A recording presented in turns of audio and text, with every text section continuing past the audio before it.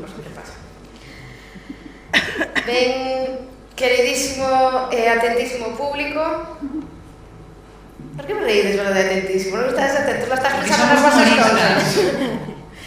Ben, este é un momento que a nos gustanos moito facer os recitais, é un momento que nos enche de orgullo e de satisfacción, porque é un momento no que imos a romper unha lanza a prol do futuro do galego, explicándovos cal é a correcta colocación pronominal átona na nosa lingua. Porque sabedes que hai de todo por aí polo mundo. Os meus favoritos son os que poñen o pronome antes e despois. Te paso o boli e despois xa no top one está o que puxo 3 veces, o pronome átono. Moito che me quer ben.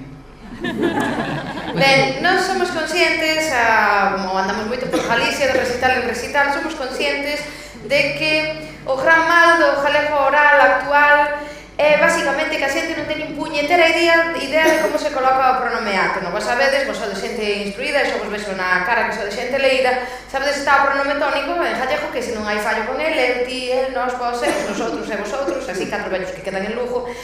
E aí non hai fallo, aí todo o mundo sabe ese, o pronome tónico pode ser, ten a capacidade de ser o suxeito dunha frase, o que era antes un suxeito, que agora é o núcleo dunha frase nominal. E despois estáche o pronome átono. O pronome átono é esa rémora do verbo que non pode ir a ningún sitio se non é a canda el. E o pronome átono en gallego ten esa particularidade de que unhas veces vai colocado antes do verbo e outras veces vai colocado despois do verbo. Ben, é certo que hai xente en Galicia que coloca o pronome átono ben de maneira natural, salelle ben. Son aqueles falantes que cando se fixo o Atlas Sociolingüístico de Galicia tiñan 15 anos. E agora xa están jubilados, pero siguen tendo a capacidade de colocar ben o pronome. E despois hai xente que non ten idea. Tamén é certo que hai unhas reglas que se escribironse nunhas cuartillas de cera no século IX antes de Cristo. Despois esas cuartillas perdéronse, acabaron na primeira cruzada, e a razón pola que se invade Xerusalén por primeira vez para recuperar aquelas reglas da colocación pronominal, e sospeitase que o Códice Calistino foi sacado da catedral para ver se recuperaba. Pero non. Entonces temos que guiarnos así un pouco por unha idea que temos da colocación pronominal, porque ninguén sabe realmente cales son as reglas esas, non? Pero nos observamos que hai moita xente que non ten nin idea, entón dixemos nos, pobre desta xente, vamos a intentar facer un recurso mnemotécnico destes, como as cancións que enseñan o abecedario en inglés, para xente colocar o pronome átono, non? Sobre todo queremos dedicarlle este número a Feijóo, que ao cal xa citamos 2 veces aquí, por isto estou facendo campaña. Porque Feijóo ten esa habilidade do personaxe público que fala gallego nos medios, que é colocar o pronome sempre mal. Usar esa técnica de poñelo onde non o pon Feijóo é man de santo, e animamos que empreguedes porque nunca falla. Tamén nos gusta dedicar este número a unha chavala cando eu estudiaba 2 días que estudiei Filoloxía Galega, metou un día na porta e dixo: se pode, o sinto, é que retraseime. E eu, máis fatal, pavo. Ben, entonces, pois decidimos traducir un tema melódico, da canción melódica española. Si, un tema de Rocío Jurado. Aí está. Traducirlo para o gallego e colocarlle ben os pronomes, cando vai antes, cando ten que ir antes vai antes, e cando ten que ir despois vai despois. Se así nos pudemos, que non acabamos a carreira, vos tamén. Isto facémolo porque nós somos quen de asumir a morte do galego, non? Que pasará en algún momento máis lonxe ou máis... pero que non podemos asumir é un asesinato. Entón, se morre, cando morre o galego, polo menos que morra falando nós normalmente como Dios manda, sabes? Non esa mestura extraña que facemos. Que esmorece a si propio, vaya. Que non se dilúa co español. Pois metemos un poema a esta canción, que é o famoso Como eu te amo, para que non parece que eu vin aquí solo de humorista, para que faja de poeta tamén.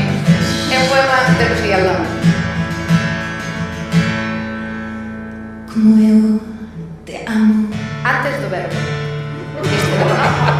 Como eu te amo. Convéncete. Convéncete. Ninguén te amará. Como como eu te amo. Como eu te amo. Esquécete. Esquécete. Ninguém te amará. Ninguém te amará.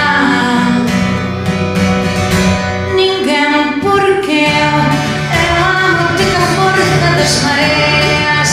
Eu amo-te com o ímpeto do vento.